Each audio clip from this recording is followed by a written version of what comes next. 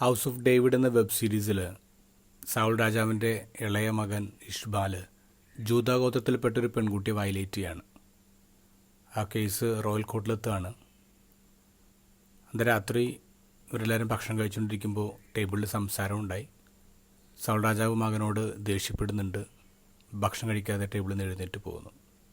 പിന്നെ അമ്മയാണ് കാര്യങ്ങൾ കൈകാര്യം ചെയ്യുന്നത്.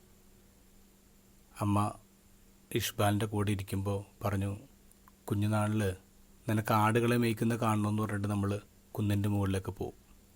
ഒരു ദിവസം അവിടെ ചെന്നപ്പോൾ ആകാശത്ത് നീല നിറമുള്ള പ്രത്യേകതയുള്ളൊരു മേഘം കണ്ടു.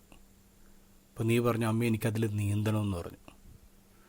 അപ്പം നമ്മൾ രണ്ടുപേരും ആ പുൽമേട്ടിലൂടെ കൈകളൊക്കെ വിരിച്ച് പിടിച്ച് ചാടി ഓടി നടന്ന ഓർമ്മയുണ്ടോ?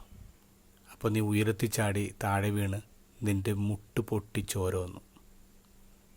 അപ്പം ഞാൻ ആ മുറിവിൽ മുത്തം തന്നിട്ട് പറഞ്ഞു, പെട്ടെന്ന് ശരിയാവും.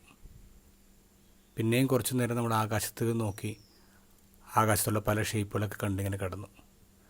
ആ സമയത്ത് നീ എന്നോട് പറഞ്ഞു, അമ്മയാണ് എനിക്ക് ഏറ്റവും ഇഷ്ടമെന്ന്.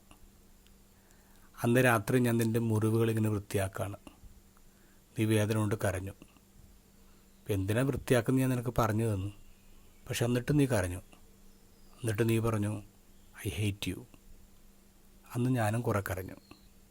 അപ്പോൾ ഇഷ്ബാൽ പറയും, അന്ന് ഞാൻ കുഞ്ഞായിരുന്നില്ലേ അമ്മേ, ഐ ആം സോറി. അപ്പം അമ്മ പറയും, ഐ ആം സോറി, കാരണം നിൻ്റെ മറ്റൊരു മുറിവിനെ ഞാൻ വൃത്തിയാക്കാൻ പോവാണ്. പിറ്റേ ദിവസം റോയൽ കോർട്ട് വിധിയുണ്ടാവാണ്. ഇഷ്ബാലിൻ്റെ നാട് കടത്തുന്നു. മറ്റൊരു മുറിവിനെ അമ്മ വൃത്തിയാക്കിയതാണ്. ഇത് ഗോസ്പൽ ഈശോ പറയുന്നു, ഫലം നൽകുന്ന ശാഖകൾ കൂടുതൽ ഫലം നൽകാൻ വേണ്ടി കൃഷിക്കാരനെ എൻ്റെ അപ്പൻ വെട്ടിയൊരുക്കും. കൂടുതൽ ഫലം നൽകാനാണ് ഓരോ വെട്ടിയൊരുക്കലും. നമ്മുടെ കാരണം കൊണ്ടോ അല്ലാതെയോ നമുക്ക് മുറിവുകളുണ്ടാവും. പക്ഷെ ഓർക്കണം, ദൈവം അത് വൃത്തിയാക്കുന്നുണ്ട്. വൃത്തിയാക്കുമ്പോൾ നമുക്ക് വേദനയുണ്ടാവും, നമ്മൾ കരയും, എന്നിട്ട് പറയും ഐ ഹേറ്റ് യു എന്ന്. പക്ഷെ വൃത്തിയാക്കലും പ്രൂണിങ്ങും നമ്മുടെ ഹെൽത്തിന് അനിവാര്യമാണ്.